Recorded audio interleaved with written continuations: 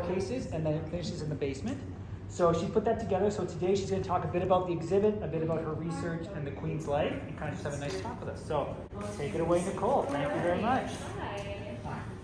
So I'm just going to sit, so it'll be easier for me. We have lots of pictures to go through. So we'll start with this one here. Alright, everyone can see that good.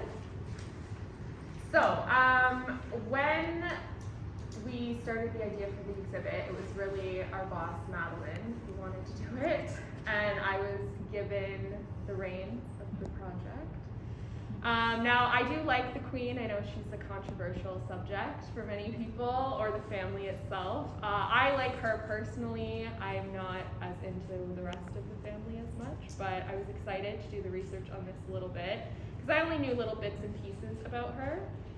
So I was excited to look into her life. And as far as artifacts go, we didn't really have a lot in the collection compared to somewhere like the UK where they would have a lot.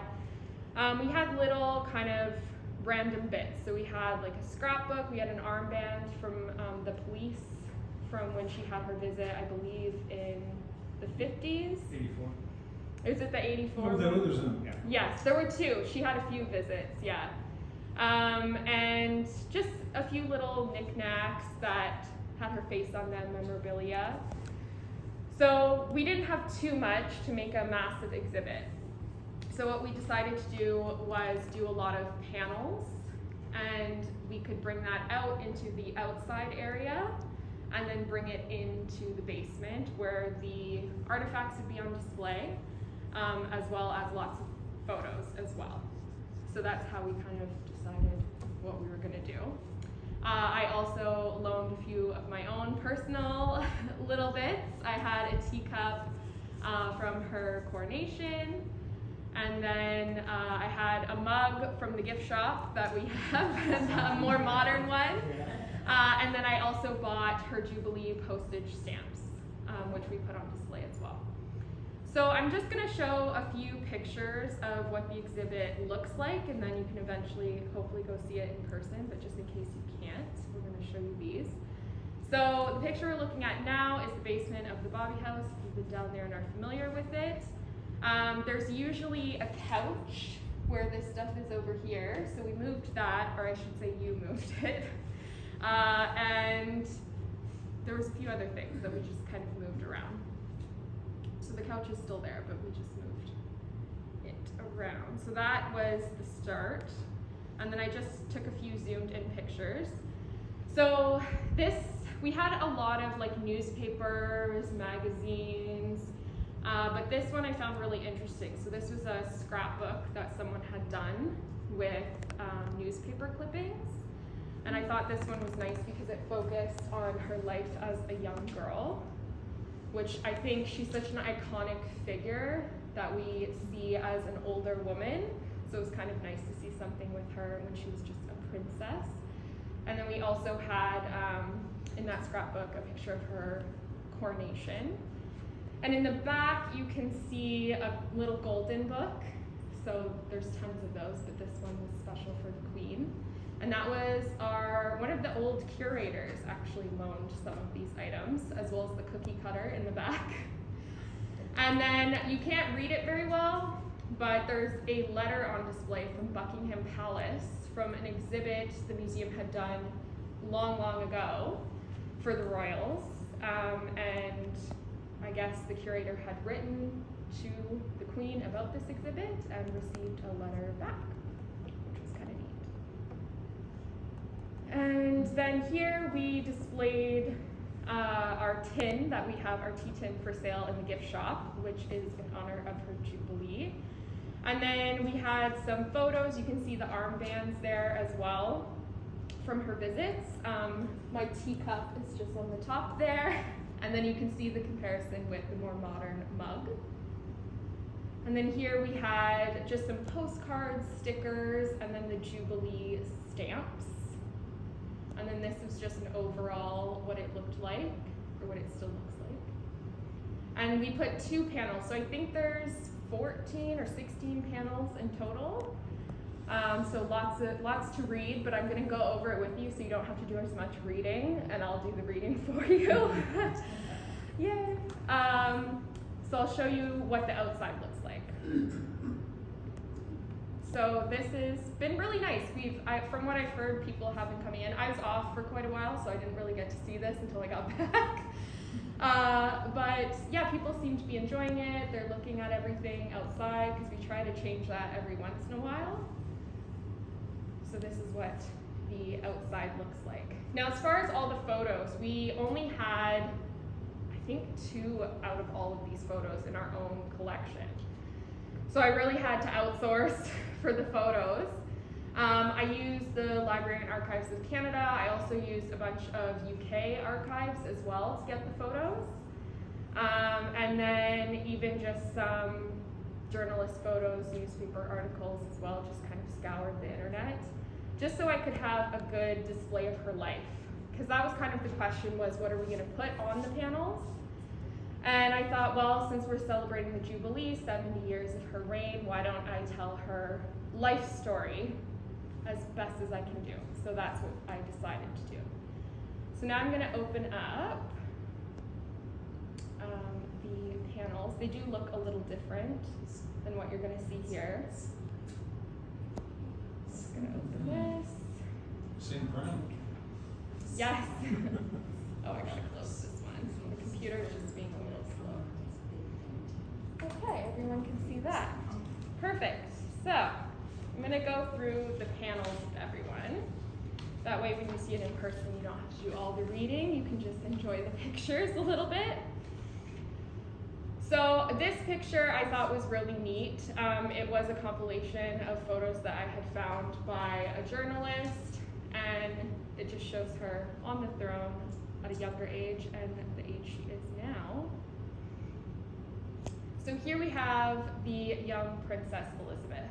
So she was born to the Duke and Duchess of York, previous to when her father became king unexpectedly. She was born on April 21st, 1926, and she was affectionately known as Lilibet, which if you don't know as well, her grandson Harry has named his daughter Lilibet after her. So that was her nickname.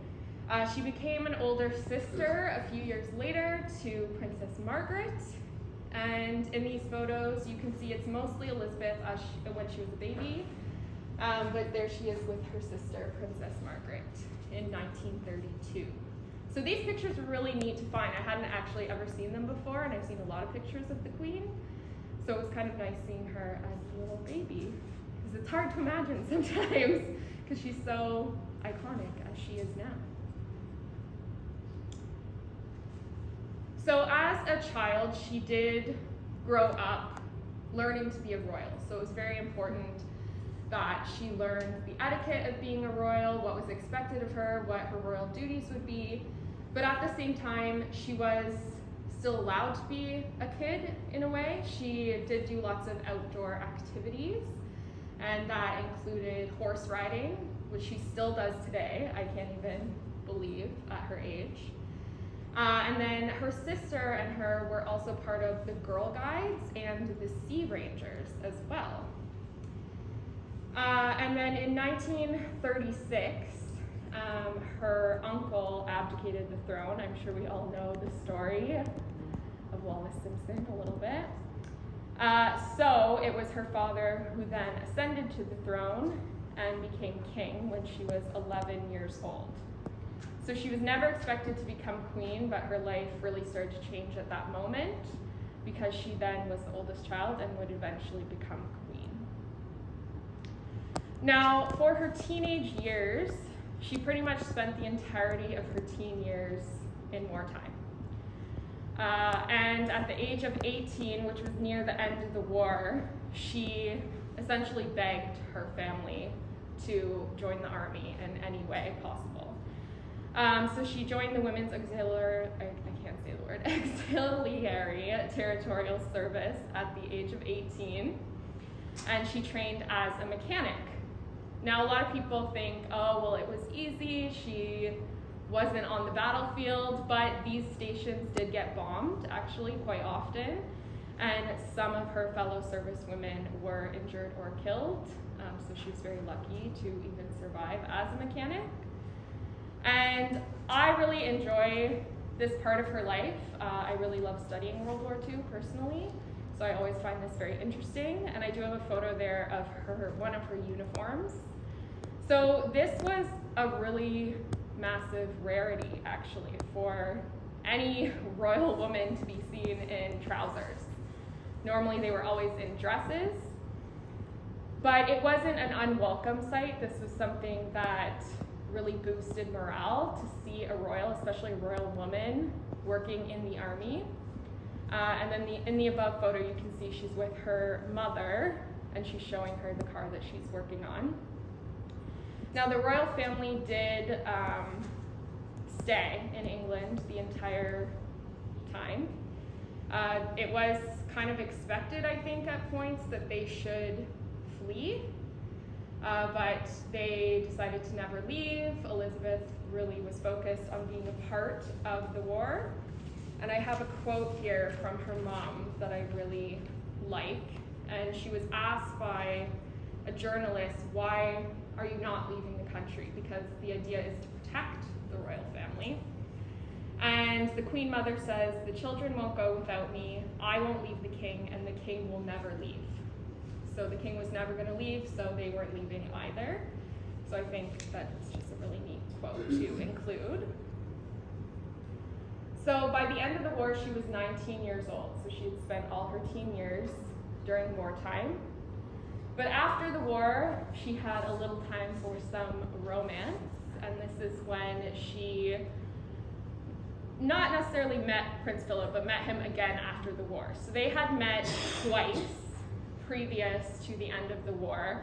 One was at the wedding of their cousin, and then because they are cousins, they are third cousins, but I guess that's unexpected for royals sometimes. But they didn't really, it was a brief meeting, like they didn't really feel anything at that time. She was very young. And then they met again in 1939 when she and her parents had gone to visit the Royal Navy College, and he was there serving as a cadet.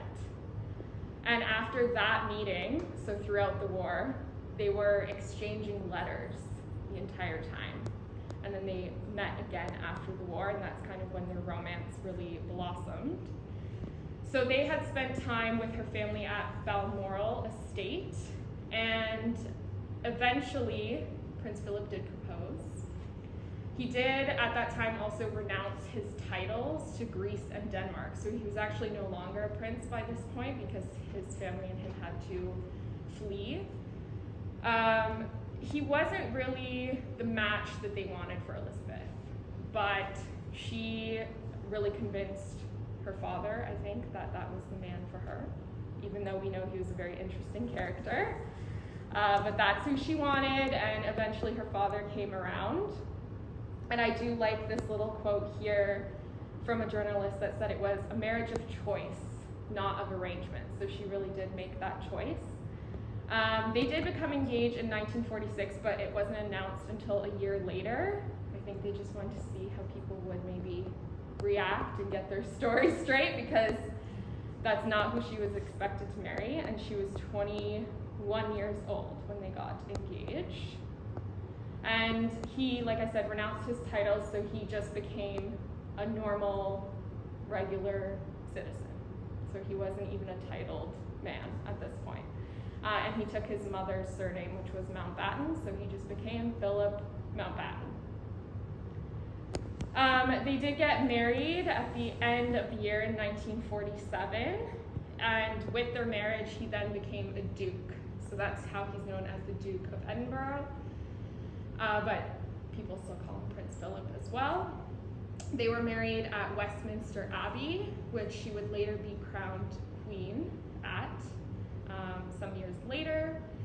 Their first child, Prince Charles, was born in 1948, and I have a little photo there of him and his younger sister, Princess Anne, who was born in 1950. Before the birth of their next two children, though, that was when Princess Elizabeth, the then Princess Elizabeth, and the Duke of Edinburgh found out that her father had passed. She was in Kenya at the time. They were about to do, not a world tour, but a tour around of some royal visits they were in Africa, then they were going to, I think, New Zealand, Australia, but they had to cancel everything, and she found out in Kenya, and then they had to fly back. But immediately upon finding out, she ascended to the throne. And when she got back, she was expected to choose a name for herself, because often they will change what their royal name will be. And I think there were some arguments about what she should choose, but as she seems to be one who likes to make her own choices, she did choose Elizabeth and became Queen Elizabeth II. So here I have a couple photos of her coronation, and she has the very fancy crowns, as you can see. So she became queen at the age of 27 and went back to where she had been married, which was Westminster Abbey. She was crowned on June 2nd, 1953, and her coronation was the first to ever be televised as well. And now we kind of are used to seeing the royals on TV a lot, and it's still quite exciting. I remember staying up for the wedding of Will and Kate, and then I remember even the announcement of their first child. So it's still an exciting thing that's televised, but it's interesting that this was the first ever televised coronation. And I'll talk about the crowns after. First, I'll talk about the horses. I love horses, so I'd love to include the animals. In her journey to Buckingham Palace, she came in the gold state coach. This did actually make an appearance during the Jubilee as well, but it had like a hologram of her. I don't know if you guys saw that. So she didn't actually ride in it during the Jubilee this year. It's normally pulled by 8 gray horses. To non-horse people, they just look like white horses, but to horse people, we call them gray horses. And I was able to find the names of each of the horses, which was cool. They were called Cunningham, Tovey, Noah, Tedder, Eisenhower, Snow White, Tipperary, and McCreary. I also was able to find some photos of the crowns that she wore. So on her way to Westminster Abbey, she wore the George IV state diadem. This is the crown she's always seen, for the most part, wearing on stamps. So if you've ever had a stamp of queen, she's probably wearing this crown. And then during her coronation, she wore the imperial state crown. And I found an interesting tidbit. It's not confirmed, but I guess this is what historians seem to think, that 4 of the pearls belonged to Queen Elizabeth I and were added to the crown. And then I have a photo underneath as well of her actually being crowned.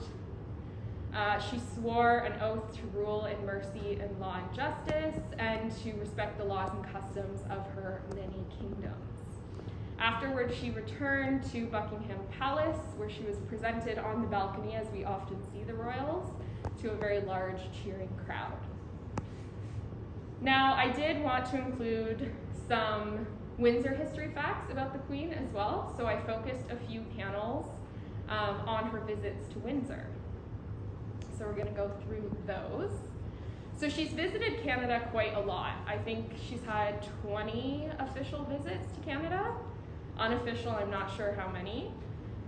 But her first visit to Canada, official visit, was in 1951, and she did make a stop in Windsor. So I have a few newspaper headlines here that were talking about her visit. It was pretty exciting, I think, for most people. She arrived in October of 1951. They traveled through 15 miles of Windsor streets, and over 200 journalists covered the visit from Windsor, Essex, Chatham, Lambton counties, and a lot from the US side as well, came from Detroit and other places in Michigan and Ohio. And I have some more photos here. So at this time, she was still Princess Elizabeth. This was, I think, 2 years before her coronation. And then in 1959, I do want to mention too, she did go to the Ford plant on her first visit. I think she was really interested because of her work as a mechanic during the war, so she really enjoyed that. I don't have some pictures here, but you can find them of her actually riding into the board plan, which is kind of neat. She visited again as Queen Elizabeth in 1959 with her husband. And this one, I can show video after as well of this visit. So you can see in the two photos, these are the few photos that we actually had in the collection. People are lined up along the Detroit River. So she came on what was known as the Royal Yacht Britannia, and they were going through the St. Lawrence River for this and then coming down through for their visit. I think the previous one they had come by train, so this was a different way of doing it. The crowds were very excited, and I have a video I'll show after of her getting off the ship, and everyone was very excited to see her. They were waving Union Jack flags, and she was pretty much followed the whole way through for her visit. So go to the next one. And then her third visit to Windsor was in 1984. This was a very short visit compared to the other two. From the recollections I was able to read from people, not a lot of people were able to really talk to her very much like the other two visits, but they still thought it was pretty exciting to see her, even just drive by. So overall, there was a good feeling about her visit. And people said, I quoted it was well worth it, even though they didn't get to see much of her. And I mentioned previously, she's visited on over 20 official visits. She calls, on her official website, she calls Canada her second home, and so she feels very comfortable and at ease in the country. Now, because I'm an animal lover and the Queen is an animal lover, I had to include a little bit of her love of animals. So on the next couple panels, I'll just discuss that a little. On this first one, you can see her riding a black horse. That horse actually has a special importance to Canada. That is a Canadian bred horse that was gifted to her by the RCMP. The mare was known as Burmese, and it was the Queen's favorite riding horse for, I believe, 18 years she rode her. They did have an incident in 1969. That's when she was gifted the horse. In 1981, it was her birthday parade, and someone had fired shots at her and the horse. Horses, if you don't know, are little chickens and scared of everything. So the horse spooked, which could have ended quite badly because you can see she's riding a side saddle. It's hard enough to ride with two legs on opposite sides, so side saddle's even worse. But she was able to get the horse under control. She very bravely finished the parade, insisted that she would finish riding through the parade. And she continued riding that horse until it retired at the age of 24. It lived for another 4 years after that and passed away at the age of 28 in 1990, which is quite old for a horse, especially in the 90s. And of course, we know the Queen is a dog lover, so I had to get some pictures of her with her corgis. So she's had corgis pretty much her entire life. So I do have a picture of her there when she was young, and then when she's older as well. By 2007, she had 14 dogs. I can't imagine having that many, but I guess if you have a lot of help, it's not too bad. She had, let's see, I have the list of all their names. I'm kind of behind on my pages here. So she had her corgis, which were Monty, Emma, Lynette, Willow, and Holly. She had 5 Cocker Spaniels named Beasto, Oxo, Flash, and this is my favorite, Spick and Span. And she had 4 Dorgies, which are a mix of Corgi and Dachshund, which are Cider, Berry, Vulcan, and Candy. Now she's obviously quite a bit older now, and dogs do not live forever. So most of her dogs passed away throughout the years, and I think by, I forget what year it was, but I remember they said her last dog, I think Willow, had passed away. I want to say maybe 2018, 2019, I'm not sure.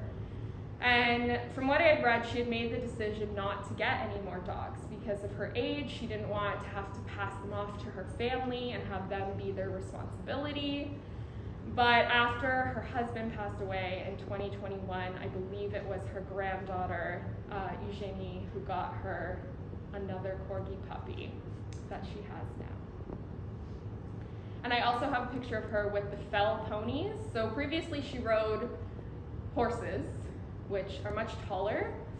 But now she rides fell ponies, which are closer to the ground. I was off for a bit because I fell off my horse and broke my shoulder. So I guess that's what she's avoiding doing with her ponies. If you fall off a pony, you're a lot closer to the ground and hopefully will not break anything.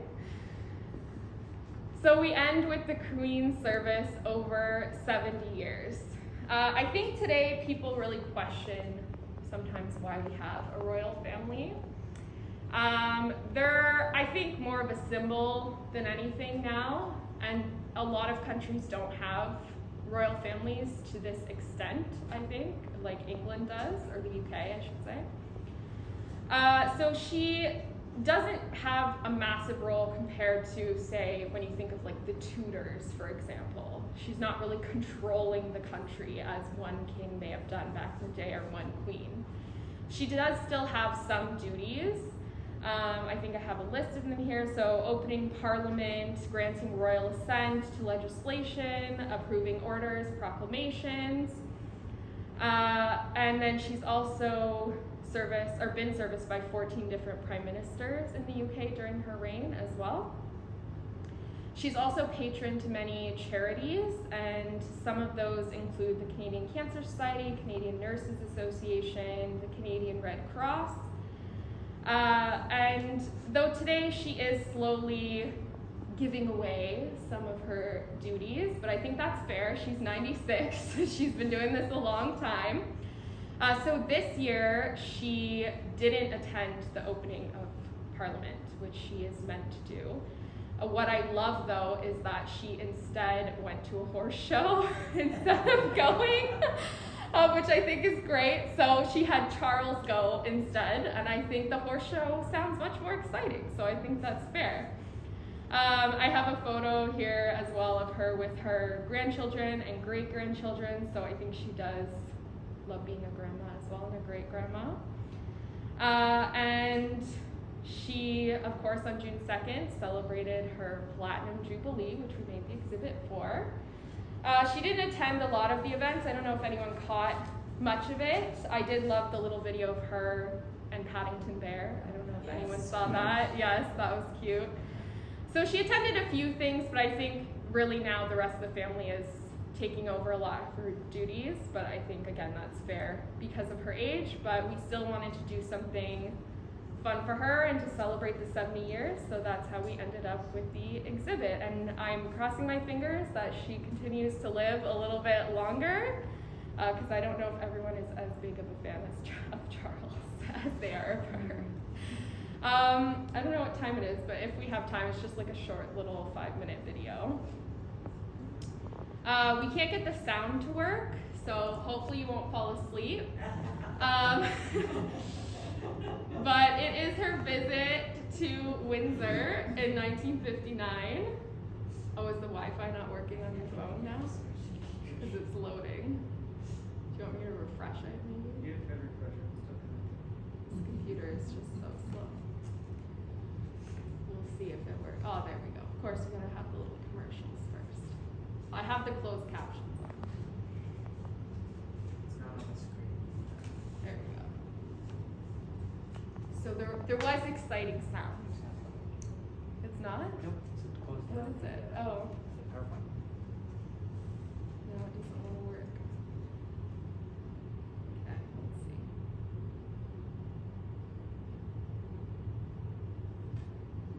I don't know why this is being so temperamental today. Okay, I think it's gone. Let's try this again.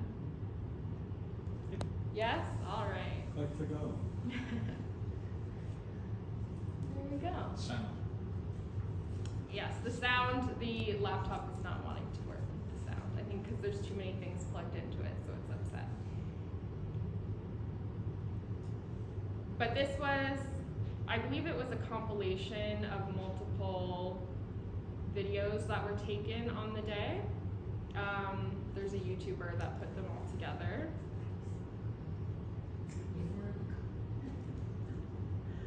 I'm not sure what street it is, but I love seeing all the old cars too.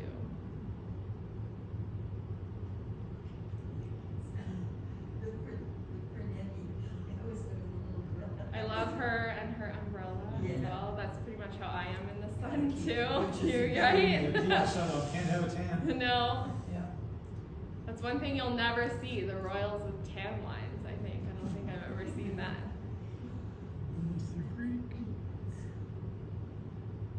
While the video's playing, since it is silent, if anybody has any questions they'd like to ask Nicole about the exhibit or about her research, I'm sure she can have the answer. This is the yacht that I had mentioned, the Royal Yacht Britannia. And we do have those couple of photos of people by the river waiting for her.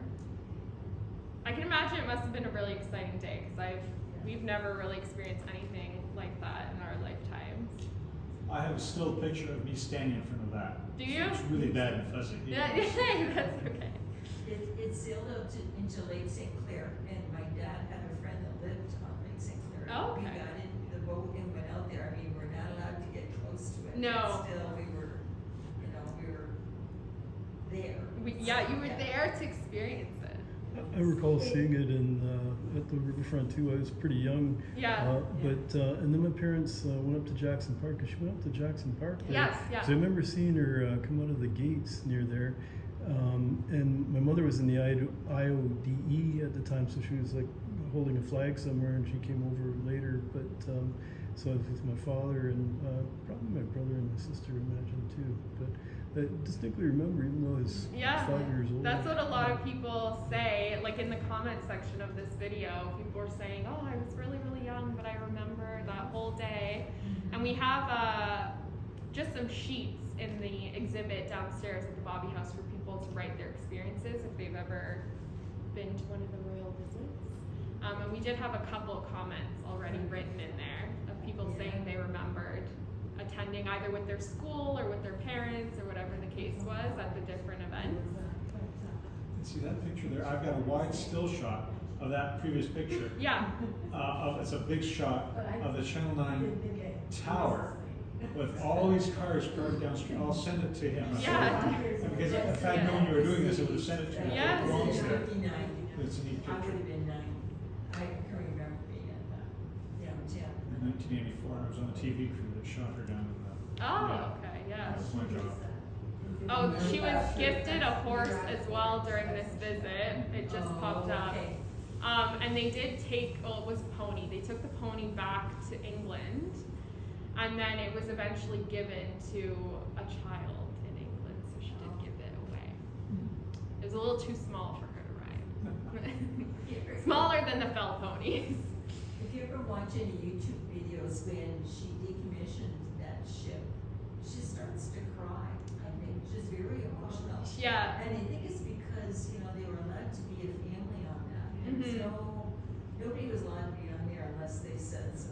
And that would have been nice. Yeah. In fact, it was the first place where she was allowed to do her own decorating too. For us, so it That's really always was a good. whole- An ordinary person. Yeah, they did they had a Nice. documentary on television not that long ago. Okay, Yeah. nice. It's almost done here. It's a Canadian Navy ship. Yes. And you can see they're all up on the ship watching. And now it'll be, we don't know if the Royals will visit Windsor to see it again. We'll have to see. To get a mayor to a right. Isn't that how she came here and was it Elizabeth Kishon invited her to come, wrote a letter? Yeah, And that's how it is that she came in. And visited. because she was coming to Windsor. Yes. That was the hook. The mayor of Windsor invited her to Windsor. Yeah. Yes, and they are the Windsor family as well, yeah. And That's there we good. go. So that is That's a nice little bit. Thank you for showing us Yeah. that. Yeah. There are a couple other ones. I think there's one of her 1984 visit as well that you can find on YouTube. Well, if you've got it, we'll watch it. This one, I think it was a bit longer. I can't remember if it was this one. There was like a Detroit one somewhere, and there's videos of her parents' visit as well. I don't know. We can check this one. And one of her parents' visit It's interesting. would be pretty short, but would be interesting. Yeah. Because her parents weren't here very long. But the fact that they were here at all was It's very still, important. yeah, it's still Very a big important. deal. This one isn't too long either. If you can get it. I've got some 8x10s, black and whites, official RCMP photos of the 1939 tour by her parents. I don't know if this one's gonna play, unfortunately. But if I just looked up Queen Visit to Windsor, and you can find most of them that way if you're interested. That was in Ottawa. No, I think it's the Wi-Fi's not a good connection. We're using our phones to get Wi-Fi. So that's why it's being a little spotty. But at least we got the main video that we wanted That to was see. what we wanted to see. Thank you. Yeah. So there we are. So I hope you'll be able to go check out the exhibit if you haven't already. I'm not sure how long we're planning on keeping it up for. Maybe a little while longer. Yeah, it's a little while. People seem interested in it, and if you want any special gifts for yourself, we have some left in the gift shop. Yes, they're running out. We have tea tins. One tea tin left. Okay. I have one myself. Tea towels, keychains, and the cards, right? Do you have any cards left? Deck of cards. It's interesting in this day and age that the older royals still are commanding some kind of,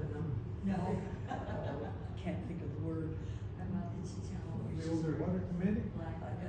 that people are still interested in buying, or maybe it's the older generation Well, that that's could be buying too, this but- stuff. Yeah. I think people are still pretty interested. Like, I still know people my age that enjoy. I'm 31, by the way. Just a child. Just a chat. Thank you. I feel older some days, Well, but they're still don't we all? interested. And I have relatives in the States as well that are always very fascinated by that because they don't have any sort of royal family. So often when they come up, if they go, I don't know if you go to like Home Sense Winners, they always have those things from England, like the tea tins and stuff. So my relatives will buy that when they're here because they think it's exciting. So people still enjoy them. I'm not sure how much it will continue after she goes though, because she's lasted for so long and she's been such an iconic figure. And yeah, I don't think Charles gets the same sort of support. I think people are waiting for, Will and Kate, yeah. yeah. I think they're the more Yeah, favored. yeah. So we'll have to see. I'm hoping she lasts a few more years though. I think people are as much interested in the function of there being a monarch as they are about, as much as they appreciate her on the one hand, it's the monarchy at all that's significant. And now she is the monarch, and Charles will be, and then William, and then George, and on down. And I think it's the fact that the monarchy exists symbolically, Yes. and we could be children, citizens of the monarchy, even though we're not ruled by, but just the fact that it exists and we are part of. Yeah. And yet some of the countries within the Commonwealth are becoming, giving up the monarchy. Yes. Independent And completely. because Yeah. they're trying to get rid of what happened to them 200 years ago, Colonialism. colonialism We haven't gotten and there yet. slavery. A lot of the people that are getting rid of the monarchy, it's because the monarchy 200 years ago was responsible for slavery and would be a lot of profit from the slaves. So, And that's- the country of England has to keep them because I don't know what that country does to generate revenue except tourism. Yeah, they're They're definitely in a a huge terrible tourist shape right attraction for sure Yeah. now. Because other countries do have royals, but not in this way. Like they're definitely the most popular royals in probably the world. I think I would argue. Yeah. Probably the That- most that's, well known as well Yes, too, yeah. because of the kind of lifestyle they have maintained. But you can even see through like some of the things we have on display. Like we have a queen cookie cutter, we have a queen ornament. Like there's all these things made of her that you would never see from any other royal. So I'll be interested to see what happens when Charles. Are we gonna get any cookie cutters of Charles? I don't think so. But of course, when you go to England, one of the things you do is go do that, a lot of that royal stuff. You stand out in front of Buckingham Palace, you go in the back door, and there's a shop there to buy all the stuff you're talking about. Yeah. You can go to the Tower of London, which is fascinating. That's a 3-day tour. I only spent 1 day there. But I mean, there's so much stuff there that is iconic of Britain and of royalty back to Henry, before Henry VIII. And she is still related to all those Oh, royals as she's well. just- So there's a ton of history there. Yeah, there's a too. ton of history of it. Yeah. Yeah, ultimately, I think she is a descendant of one of the Henry VIII's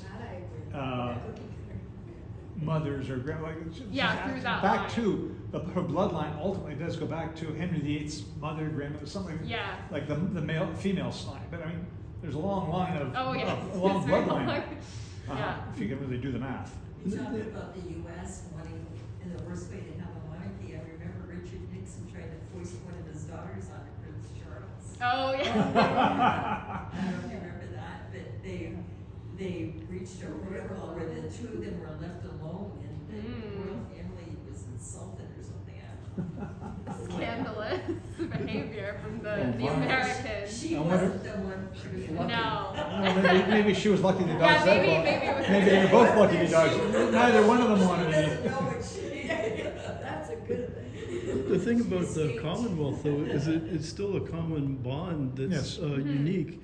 Well And said. Canada should really take more advantage of that and not put all their eggs into the the free trade agreement. I mean, that's important too, but, we have other aspects that we can develop more so, Yeah, the Commonwealth, in its own way, is that's a good point, a good outreach to the world. Yeah. It And is. all these different strands, so all these smallish countries that each have, every one of them has a value.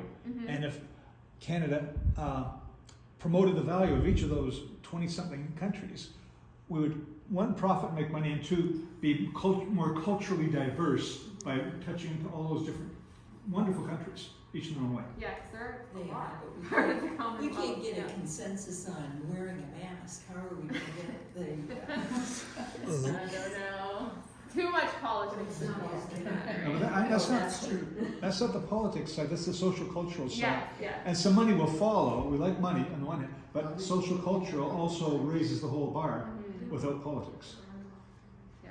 And We shall and see. so, People that be will do something. We're just little people. We have no control. We just tell the history. Well, The they pay historians attention tell to the us. history. well, they didn't ask us. No, they didn't. That's true. Nicole, I just wanted to say, Nicole, you've done a nice job. Oh, Yeah, thank Yeah. you. That's great. Thanks very much. I'm glad I got to do this. Nice presentation here, and very nice there. Yes. And I'm glad your shoulder has healed. Yeah, well, it's We not were- quite there, but it's We getting were there. we were told by someone that Nicole couldn't do stuff because she broke her shoulder. Yes. She fell off the horse. I did fall off That's the a horse. while back. It's been up 2 months, you were, right? Yeah, I'm at 15 weeks now. It's like a year of recovery. So it's gonna be a long. Well, just slow and easy. while. It's not a race. No, it's a race to get back on the horse. I'm not gonna Well, lie. no, no, I'm ready to get on right now. I've Well, been ready since I go got and go and pet its nose. I've been going. Yeah, that's good. But Okay. I definitely.